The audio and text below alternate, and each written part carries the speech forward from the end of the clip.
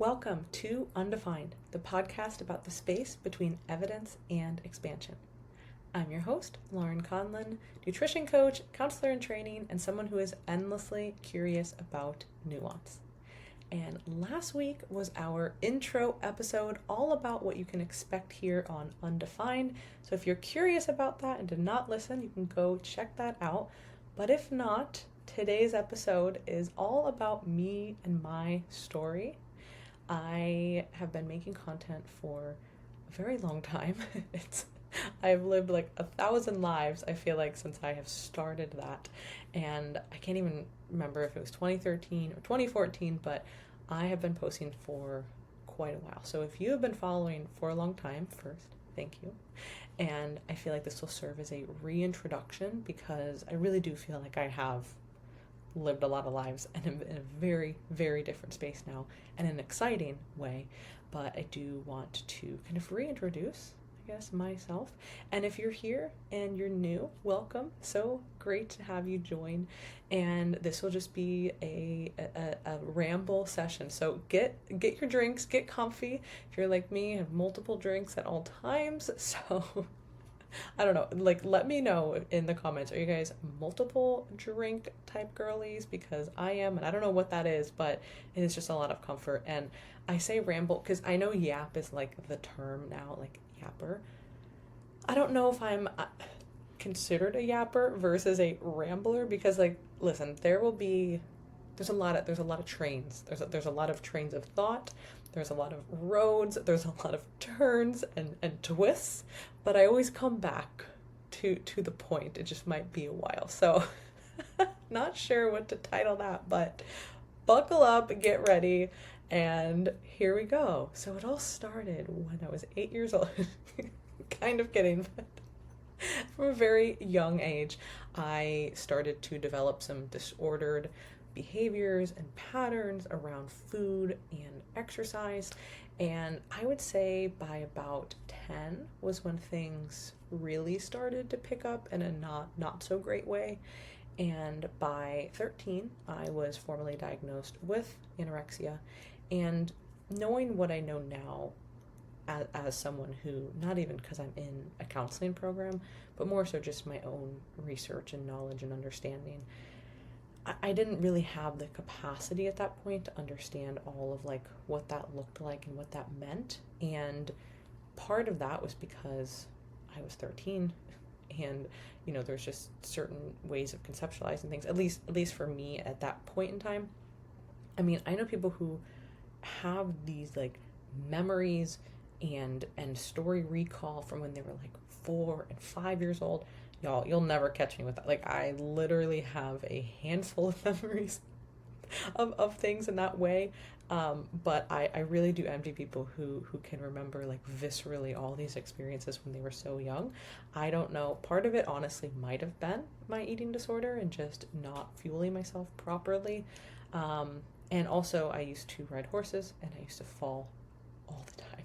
So got a little brain issues up there, you know. So memory's a little spotty, but at 13, I don't really feel like I personally had the capacity to really understand what all of that meant. And it really hasn't been until, honestly, the past couple years that I really understood what that was about, because it does seem strange when eating disorders do just kind of come out of, you know, seemingly nowhere.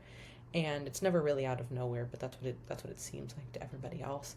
And especially at a really young age. But to be honest, most people start to develop, you know, issues around that time, so it's really not that abnormal, it just seems abnormal. So I also had a lot of exercise compulsions and just really like rituals and compulsions, which is very, very typical with anybody who has anorexia. And so it was, you know, I need to do this many sit-ups before I leave the house. I need to drink this much water. I would hyperfixate, of course, on, you know, calories and labels. And I mean, I could literally I remember just a memory I have, great memory, staring in the cabinet at the nutrition facts on everything and memorizing them. So I might not remember a lot of things, but I have a lot of nutrition facts stored in this brain. And when I started tracking macros, I mean, to this day, I never used to use an app. I would write things down and I would look them up, usually once or twice, and I would always just honestly remember it. And I could still do that now, even without honestly having done that for so long. So I guess that was useful in some context.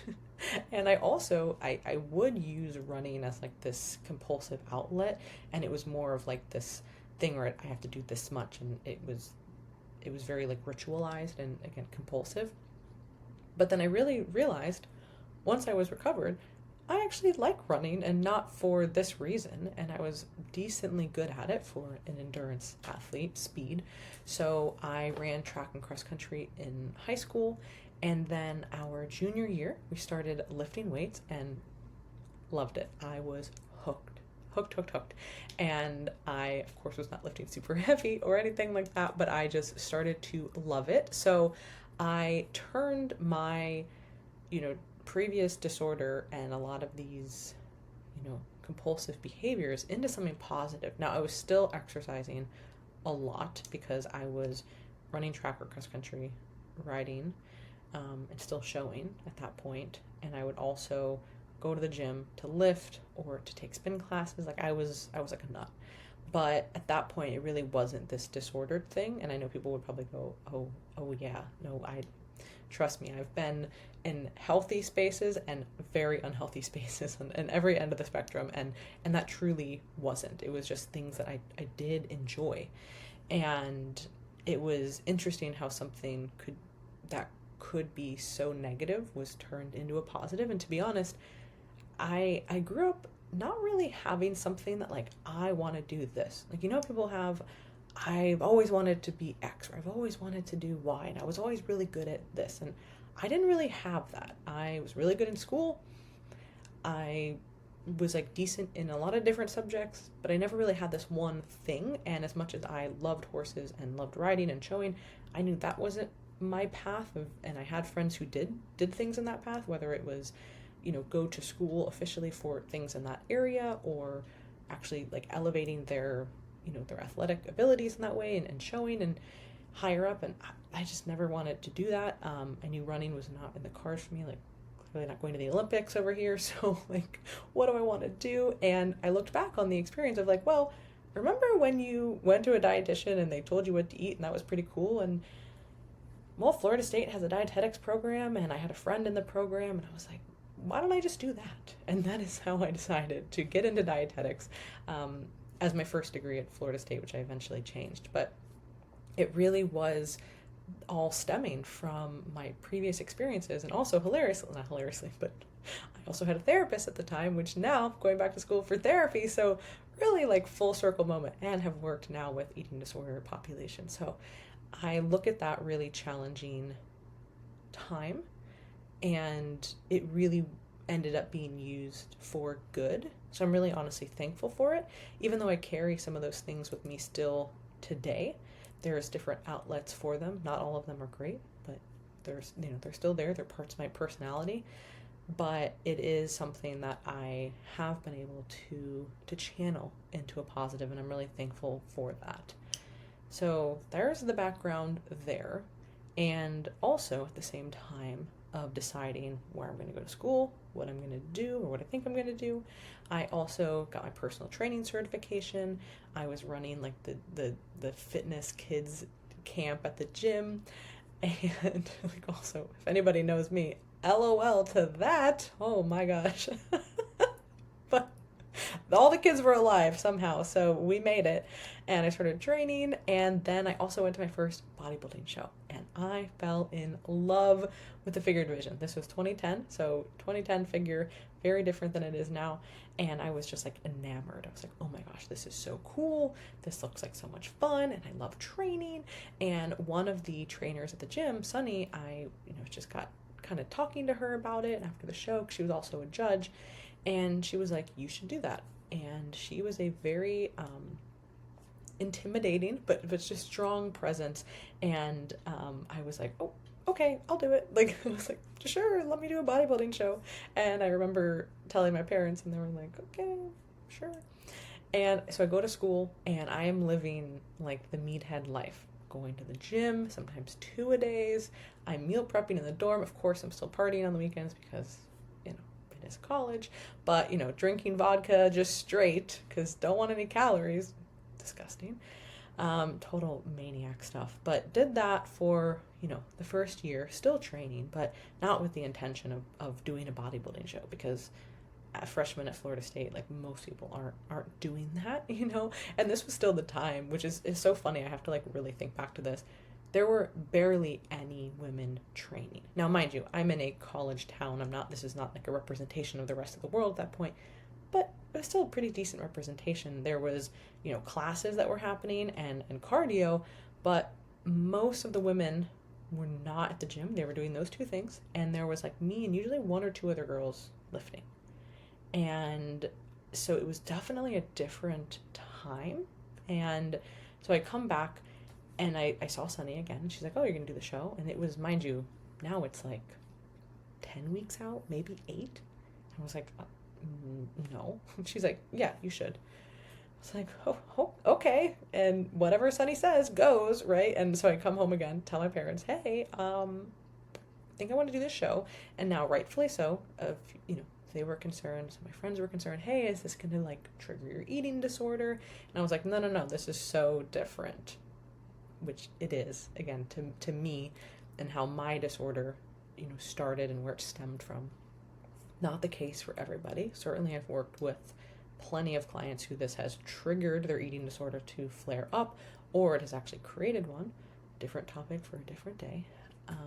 But this was, I was like, no, I can't just starve myself. I have to have muscle. So it really was different for me, and I was so grateful for my first show experience, because I was in this strange bubble of a gym that was like a total meathead gym. And I had a lot of people there who had done shows before, and they were actually genuinely helpful, but nobody like coached me. And at the time, this was now 2011. So not really like the prime time for good coaching. This was when like the big teams were a thing, and the horrible meal plans. And it wasn't even just that, because I worked with a lot of clients who have been on, bad plans and have done, 2 to 3 hours of cardio, 600 calories, the 2 almonds and the tilapia, like all of that. But honestly, a big part of, I feel like, the issues that people developed from that time were not just from the plans, but it was from this like power differential between the coach and the client, and the very like, you listen to what I say because I said so. And honestly, there was some downright gross shit happening in the space, especially with male coaches to female clients.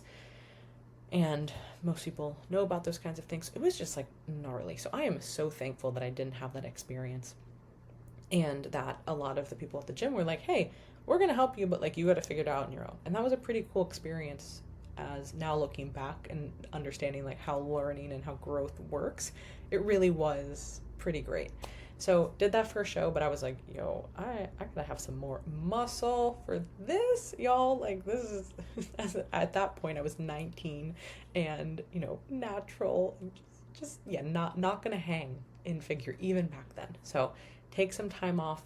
And this is all now happening at the same time where I'm realizing dietetics is maybe not the path for me, and I'm deciding to switch to exercise science. I also start helping out with research. So as an undergrad, you can actually take credits and help a graduate student with their research. So I started doing that, working in the lab, which was a fantastic lab at FSU, and getting a great experience there. And then also at the same time, starting to coach. So I had hired Lane Norton to be my coach, and we were working together, and I had a friend who was like, hey, I want you to coach me. And I was like, I have a coach? She was like, yes. I was like, okay, are you going to pay me, and we'll do like check-ins, and it's going to be online? Like, she's like, yes. I was like, okay, first client. Cool. And then I had another client, and then I had a couple more, and it was just how it kind of grew in that way. And I was very basic. I, like, of course, didn't have like a website or a business name, like none of that. Just like, yeah, I'll coach you. Okay, cool.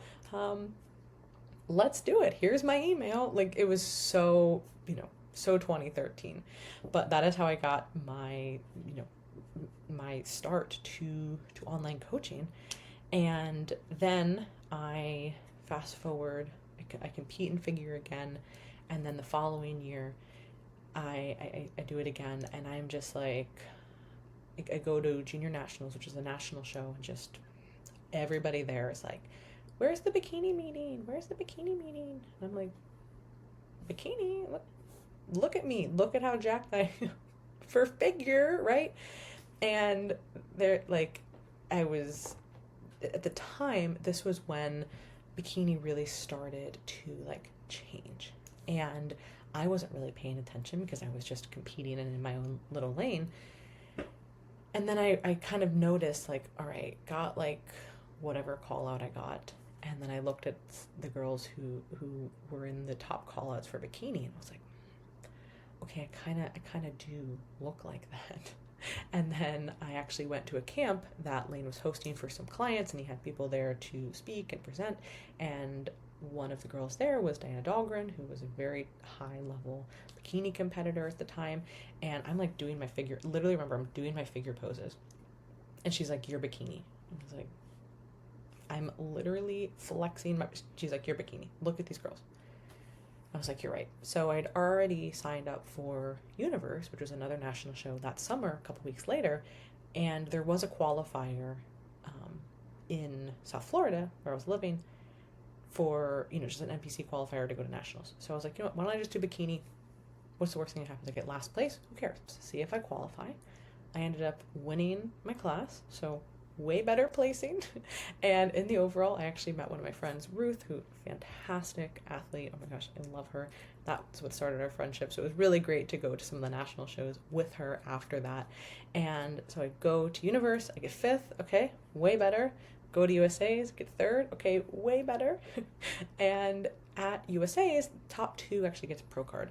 And I knew I was not going to win because the girl who won, I saw her the day before, and I was just like, she is my height, she's going to win the class. Like, you just know when someone is going to win, and she had that whole look. And so best that I could have done would have been 2nd. And that would have been great because I would have had a pro card, but I ended up pushing to the end of the year to nationals in Miami, and ended up winning the overall. So way better experience to wait and do that. And not only for the placing, but also the experience, what I've learned through that period. And then I just had a better physique. So all around, it was just way better that it didn't happen. So one of those, like, everything happens for a reason kind of situations. And during this time, that was pretty chaotic because I was like finishing undergrad, starting grad school, moving, and also doing this. So lot happening at that time. And that is when I started my master's program with Dr. Campbell. And I knew that I wanted to do research because that is what I knew I wanted to do. Didn't know what it was going to be on, and me, him, and Lane sat down, and mind you, Dr. Campbell had, said, hey, we have all this great training equipment, we've been doing training studies, and I was like, yeah, that's cool, and I know we're in an exercise science program, but could we do one on, like, weight loss and weight regain? Because that's what I'm really interested in. And luckily, he's the best, so he was like, sure, that sounds great. So that is how we designed the research study, which I should probably honestly do a whole podcast on that because I still get questions about that. So we'll table that. I'm doing a little timeout as if anybody cares or can see that. We will come back to that. T for timeout, or for tab, as me and Chris say. We'll be like, oh, tab, tab, tab, tab.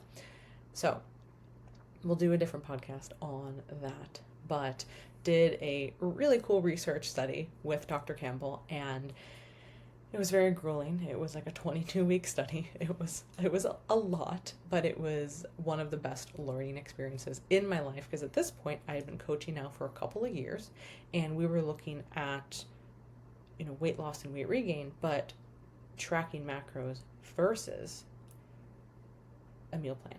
Why did I take so long to versus what, Lauren? Versus a meal plan. I swear my brain sometimes will just have all these thoughts and then it just like glitches and my mouth cannot keep up with my brain. Anybody else feel like that? Is that just me? I don't know, but I do that all the time. So macros versus a meal plan, weight loss, weight regain. And we also were looking at eating behaviors via an eating behavior questionnaire. So I was already integrating some of the like mindset stuff and was super, super interested in all of this. So I am doing that program, doing the research, still competing. Now we're getting into like danger zone though, because I have really not had a lot of time off, and I am pushing and pushing, and this is when like my body is starting to like break down essentially, because I just was nonstop competing. And even through that, even through all of the dumb things that I did, I learned so much in the process for what not to do and how to help my clients through that. And not only understand, competing, because that is one whole aspect, but also for anyone who's gone through any kind of cyclic or yo-yo dieting. And that is really what I have focused, honestly, my research and my whole life on, is working with clients through that. And it was a really interesting experience to go through those things myself, because like anything, you can read about something and I can read all the papers about weight cycling and this, that, and what happens and how you feel, but it's different when you go through it. And that gave me, I think, the experience, of course, but the language to place on that. So when clients are dealing with certain things, it's not just like, oh yeah, that's hard. It's like, oh, I get it.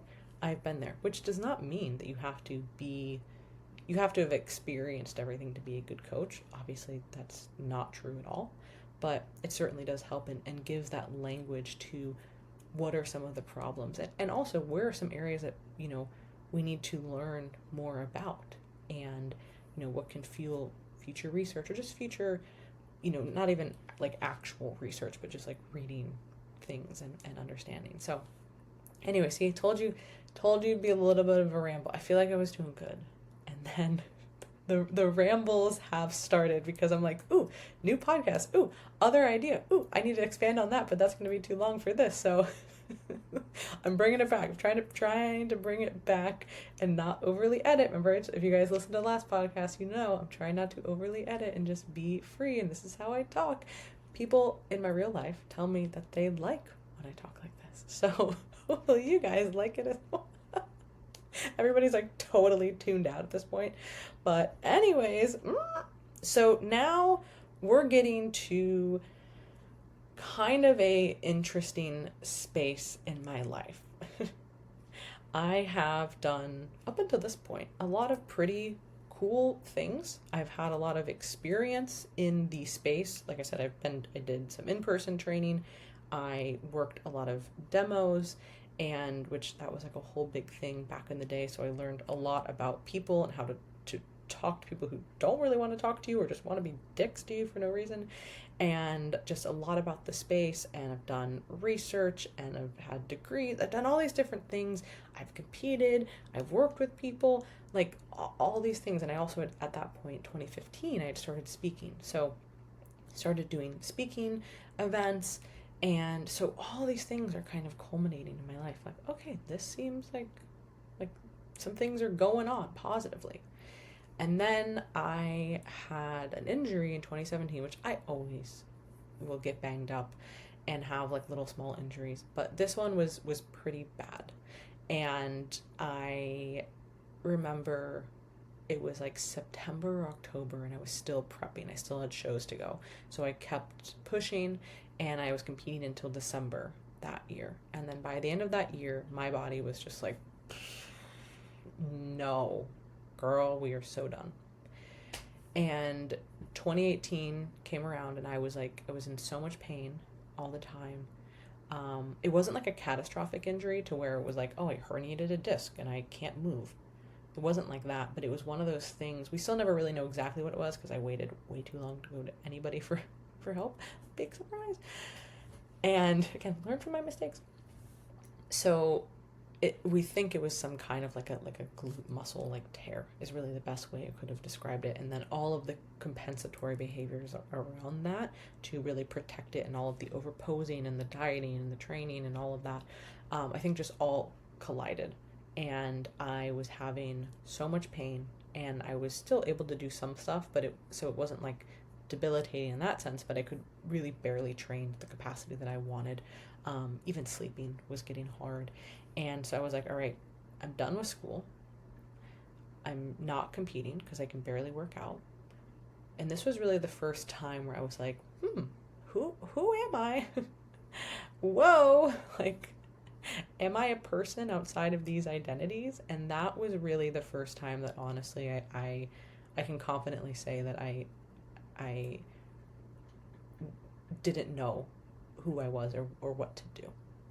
And that conversation now has presented itself multiple times. It feels like an easy conversation, but at that point it was a lot, and it really rocked me. Like, don't know who I am, what is my identity? All right, let me throw myself into business, which was fine because it was my time to really do that. And to be fair, it worked really well. And I was able to start working with more people and travel more and for, client things, and build up the team where I had several coaches. And it was great. Like, I was like, oh man, like this is awesome. And those feelings were there, but I never really dealt with them because I didn't know how. I didn't have the tools. And to be honest, enough things hadn't gone wrong for me to have to do that. So oftentimes we don't make changes until things are so painful that we can't literally move forward if we don't make a change. And I was not there yet because what did I have? I had a business that was growing that I could put all of my effort into and focus on something else. And that is exactly what I did. And then in 2019, I came back and I hired Cliff Wilson, and I said, okay, I'm going to compete again. And I mean, we pushed it. Like, that was a prep. It was like 9 months total, and it was pretty brutal, but it was hands down the best I ever looked. And I was, pretty happy with that. But after that, I was like, I gotta take a break on this competing thing. I don't know if this is it for me anymore. I don't know. I just didn't know. And I was like, I'm not going to do this again unless I really want to. And to be totally transparent, I, at that point, had been training for a lot of years, and I really feel like I probably had maxed out my genetic capacity at that point, never taken any PEDs, and I didn't want to. So I was like, I feel like this is probably it for now. With how much muscle and how lean I can get, like, this is probably it. And that was also around the time when bikini really started to change too, like what they were looking for. And I really saw the writing on the wall, like, this is probably not for me. And just in general, I started to make big shifts within my business in terms of, do I still want to coach a lot of competitors?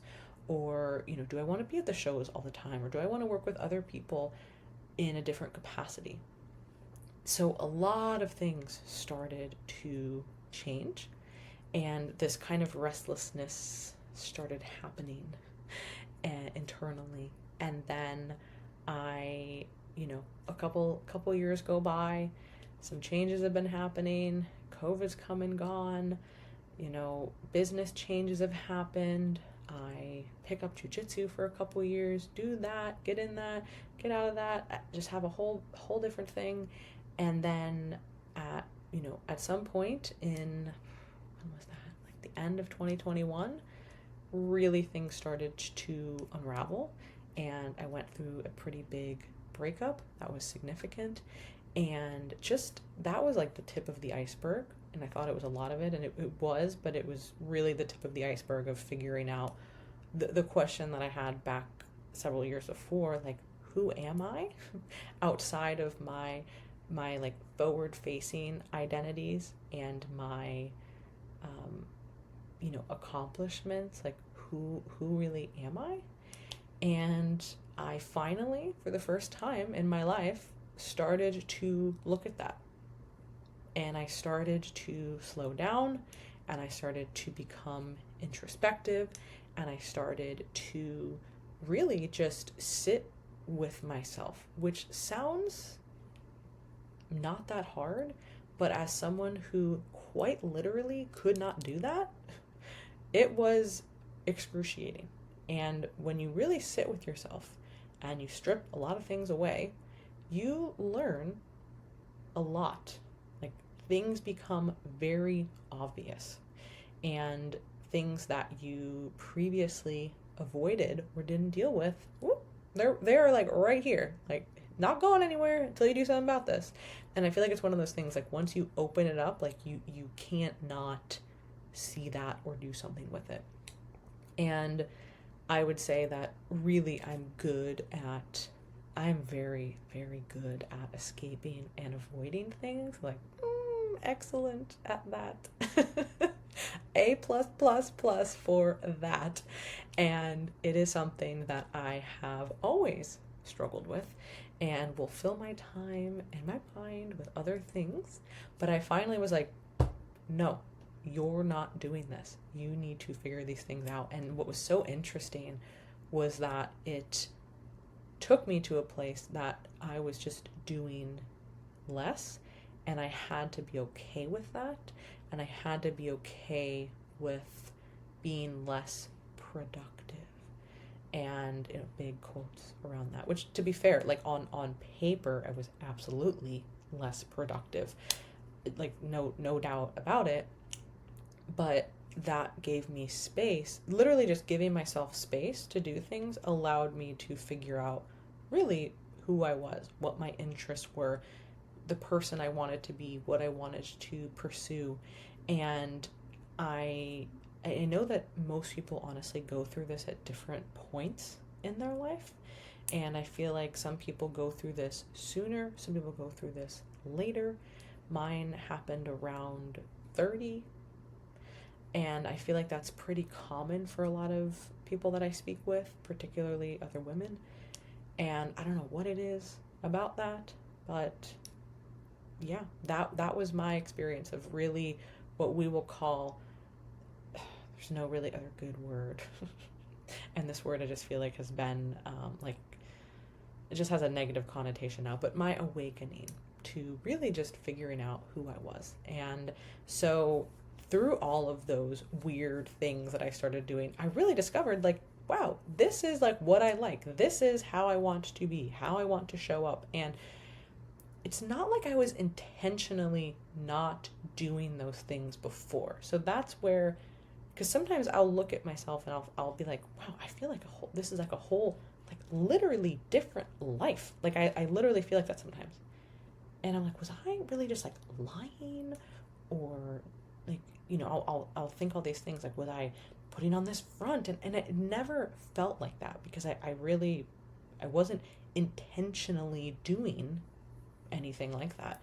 It just was kind of the reality of how I was living and how I thought I should live. And I just really was always going, doing, and just had, for all intents and purposes, things that I was doing were working and being rewarded. So it didn't really make sense to stop and pivot, or really just stop and sit, because there was no reason to. Like I had no, what is the word? Like no impetus to do that. Like why? So it wasn't that I was lying to myself or to others. It was just like I hadn't even discovered those things. And I previously was always someone who was tried to be very unemotional. Not unemotional in the sense of like I like rude or anything like that, but more so just like very cut off from my own personal emotions. And I now realize that I did that as a way to honestly cope and to hold all of this in, because I'm a very emotional person. I'm a very deep person.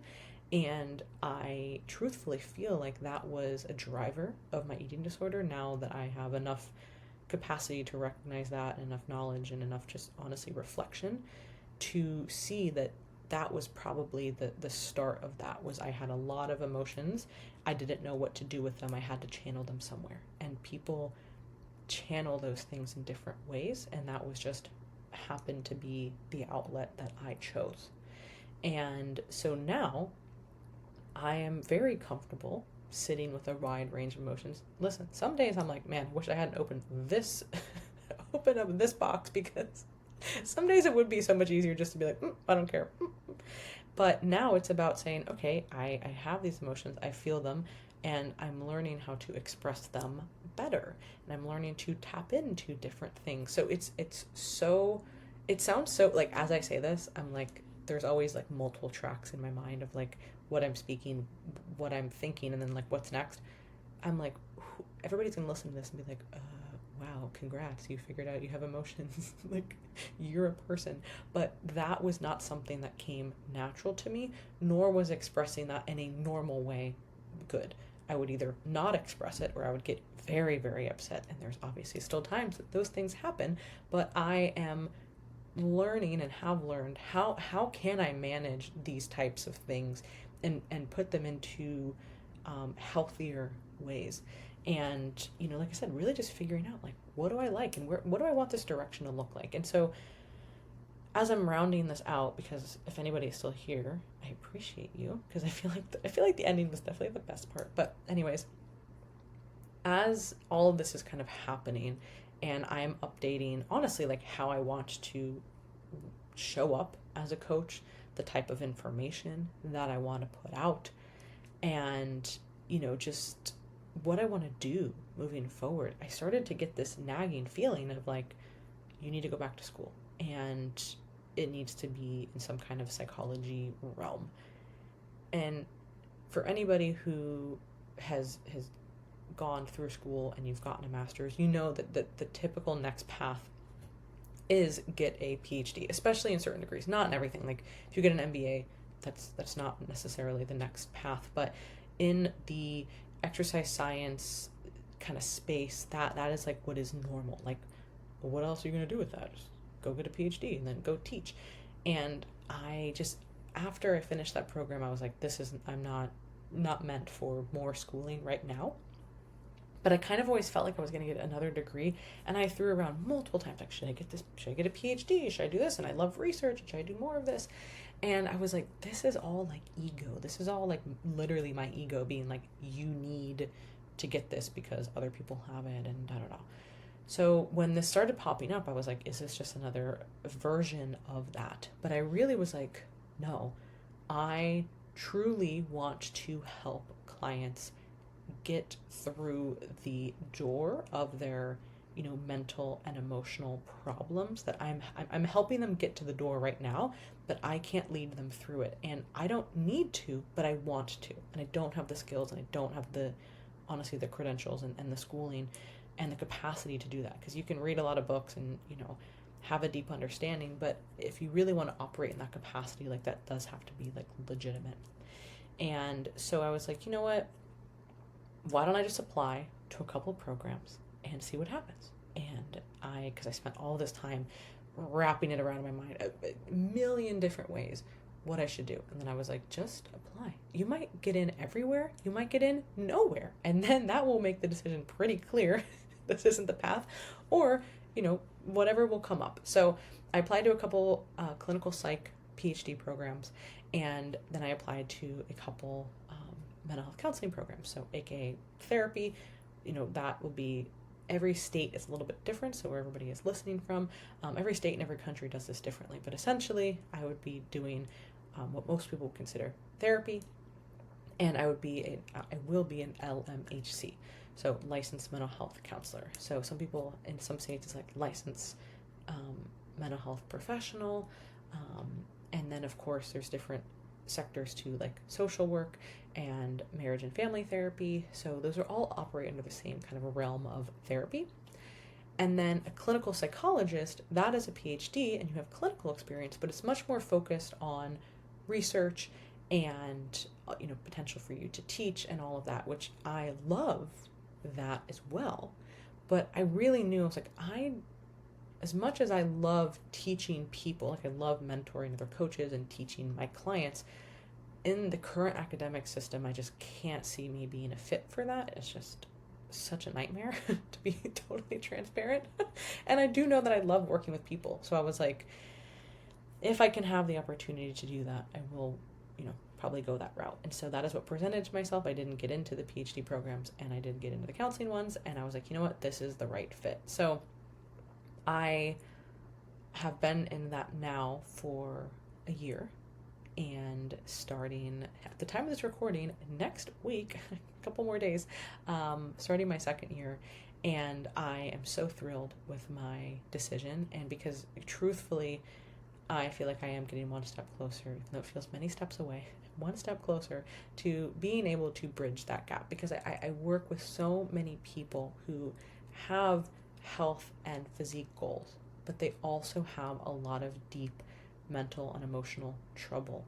And not saying that I have to work with everybody on both of those things, but I would love to be a therapist who is informed in the kind of fitness space. And then also as somebody operating in the fitness space, have more experience and knowledge to help people through their mental and emotional challenges. So that is really my ultimate goal there, and I will do another podcast on school and what I've learned, and my internship and all of that, because that's a whole longer kind of segment. But I really want to round this out by saying, I feel like I said I'm going to round this out like 10 minutes ago, 20 minutes ago. LOL. I told you guys, warned you. I would not have been here had I not taken that time to really figure out, honestly, who I was, what I wanted out of my life, how I wanted to show up in my relationships, what I even wanted out of those things. And because I took that time, I am now in the most fulfilling romantic relationship. I am so happy. And we have been able to get through so many challenging times because both of us did that work separately, and we've also done that together. And I have amazing friendships in my life. Just my relationships in general are so much better because I know who I am more securely and can show up in a way that is truly authentic to me. And that allows me to just be honestly just better in like every way. And I'm definitely like way more like my weird quirky self, and I'm so quirky. I'm quirky. I know everybody says that, but now I'm like laughing at my one friend Angela. She was, oh my god, I'm so quirky. It's like a joke. So if you're listening, Angela, I know you're laughing at that, but I'm able to like lean into those things and actually like just kind of just stand on like what I like and who I am, and I'm okay with that. So I don't know why all that just came out this way, but it did. And remember, minimal edits. So I guess there's part of my life in a 40-minute episode. We're gonna try to cap it there, and still terrible at the outros, but I really thank you guys if you've gotten this far and have listened. And I really just wanted to give this background because I feel like it gives a lot of context to the things that I am passionate about and the things that I really like helping people with the most. And when I really do reflect on my life, it is clear to see that all of the experiences, like the good, the neutral, the medium, the bad, the really ugly and terrible, like all of them have led me to this space and been able to really reflect and try to package that in a way that is useful and helpful to others, because I feel like that's the most important thing. When we go through things, it's not just for us, it's how can we show up and share that and help someone else through those things. And I feel like that is truly what my life's calling is. So all right, before I get too sappy, we're gonna wrap it up. Let me know if you guys have any questions. You can drop the comments, suggestions, a specific situation you want handled and talked about on the show. That is in the show notes. It'll be a link in there. And I believe you can also just comment below too, so if you are okay with that being public. And until next week, catch you guys then. What an outro. Bye.